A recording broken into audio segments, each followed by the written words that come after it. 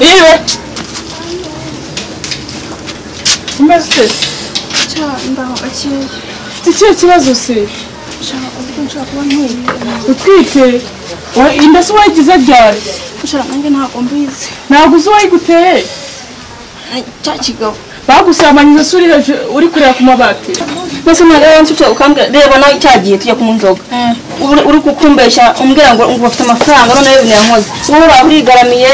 ngiye kwegamana inda erera yakuze ubwenge umva nkubwira gusa uzi imyaka ufite imyaka nyasogokuru wapfuye ngo nkurusha ubwenge njye nawe mukuru n'indese nasuka kuki wanshutse ngo ngiye ibintu by'abandi wowe mvuga nzajya ntazishyura nyine wowe warishyuye niba barakuguriye ukanywa ukarya warishyuye nyine none si ubwo ko narishyuye mbese ubwo kuba mfite inda narishyuye warishyuye nyine warishyuye ibyo wariye nyine warabyishyuye umva ahubwo sawa sinkurusha ubwenge ufite imyaka nyasogokuru wapfuye sawa sinzongera no kugaruka hano ariko abakobwa b'iyi minsi koko uragiye ndagiye sinzanagaruka shaka abakobwa b'iyi minsi we si uko mbigenze se ndayikuramo koko mana mbigire ntiwe ndapfuye